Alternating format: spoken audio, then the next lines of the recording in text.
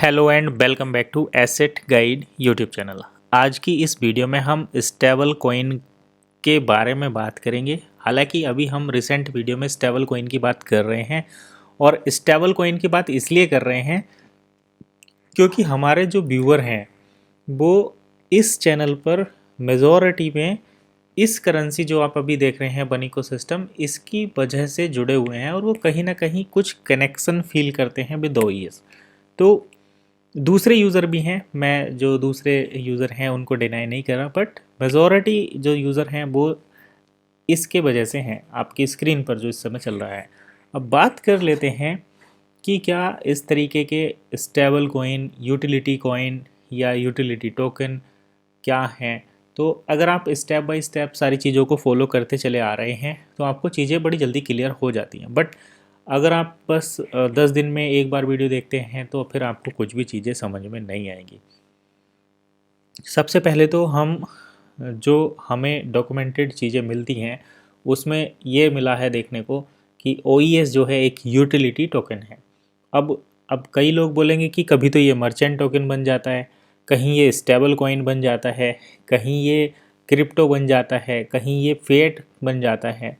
तो वो सारी चीज़ें टाइमली रहती हैं, बट मेन जो है वो यूटिलिटी टोकन है। यूटिलिटी टोकन किसी भी ऐसे टोकन को बोलते हैं जिसको आप यूज कर सकते हैं फॉर परचेजिंग समथिंग और कुछ सेल करने के लिए भी। तो जैसे डील सेकर पर आप इसकी बाइंग सेलिंग कर सकते हैं। और यूटिलिटी टोकन को आप डिसेंट्रलाइज एक्सचेंज पर ले जाते हैं तो वो वर्चुअल तरीके से काम करता है, डिसेंट्रलाइज तरीके से काम करता है।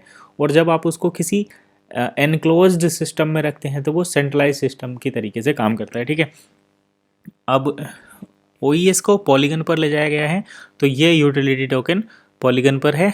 यूटिलिटी टोकन को दूसरी क्रिप्टो के कंपैरिजन में जल्दी लाइसेंसिंग मिल जाती है।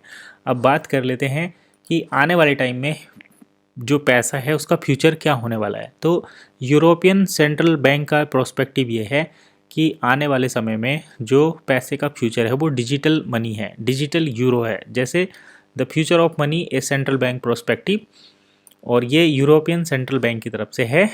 Contribution by Piero Cipollone, member of the executive board of the ECB European central bank, to a round table at Aspen Institute Italia.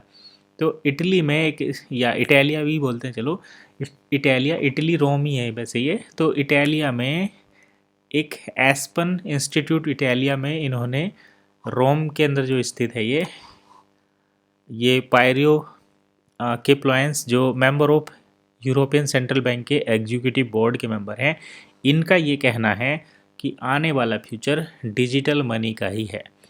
अब डिजिटल मनी के के तरीके से जब हम देखते हैं तो वो हो जाता है सेंट्रल बैंक डिजिटल करेंसी यानी सीबीडीसी।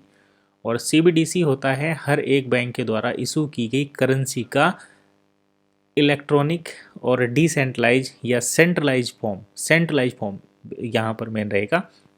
जैसे भारत की डिजिटल करेंसी की सेंट्रलाइज फॉर्म है सीबीडीसी, ई रुपी, और यहाँ यूरोप की है डिजिटल यूरो, और यूएस की है डिजिटल यूएसडी, चाइना की है डिजिटल, मतलब हर एक करेंसी का डिजिटल फॉर्म। जैसे हमारी इंडियन करेंसी रुपया है तो रुपए की इलेक्ट्रॉनिक फॉर्म ई रुपी, जिसको ब्लॉकचेन पर लाया गया है, वो डिजिटल करेंसी है। अब यहाँ पर स्टेबल कॉइन एक अलग चीज़ है, उसको किसी प्राइवेट संस्था के द्वारा बनाया जाता है, जबकि सीबीडीसी को एक गवर्नमेंट संस्था के द्वारा बनाया जाता है। तो यहाँ पर उसका लेन देन सुरक्षित रहता है, ट्रांसपेरेंट रहता है, बैंक के कंट्रोल में ही रहता है। तो पैसा जो है बिना कंट्रोल के नहीं रह सकता, ऐसा भारत के जो सेंट्रल बैंक है, रिजर्व आरबीआई, उसका भी कहना है।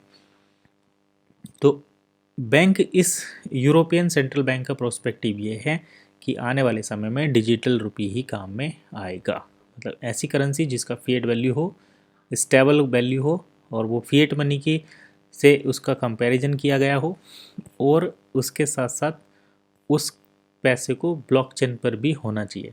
तो ओईएस कहीं ना कहीं यही सारी चीज़ें फुलफिल करता है, इसलिए हम यहाँ पर स्टेबल कॉइन को भी कंसिडर करते हैं। और इस पर स्टेबल कॉइन को लेकर मार्केट में क्या नई चर्चाएं आती हैं उसको भी बार बार यहीं पर कंसिडर करते हैं और आपको बताने की कोशिश करते हैं। तो यही हमारा प्रोस्पेक्टिव रहता है, यही हमारा ऑब्जेक्टिव रहता है कि हम स्टेबल कॉइन का जिक्र यहाँ पर क्या करते हैं। जैसे यूरोप का स्टेबल कॉइन चला, ठीक है, इंडिया का स्टेबल कॉइन चला, ठीक है, डिजिटल मनी इंडिया की चली, ठीक है, यूरोप की चली डिजिटल मनी तो भी ठीक है, यूएस की चली तो भी ठीक है, जापान की चली तो भी ठीक है, चाइना की चली तो भी ठीक है।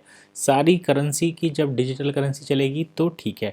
फिर कि उससे एक कदम आगे बढ़ेंगे, जैसे इंडिया बढ़ रहा है ARC, एसेट रेफरेंस टोकन, मतलब क्रिप्टो करेंसी के पीछे गवर्नमेंट बॉन्ड्स, ऐसी खबर कई जगह से आ रही है। तो ये सारी चीज़ें जब चलेंगी तो हमें कहीं ना कहीं फिर हमारी स्क्रीन पर जो OES दिख रहा है फ्यूचर, वो सही डायरेक्शन में जाता हुआ दिख रहा है।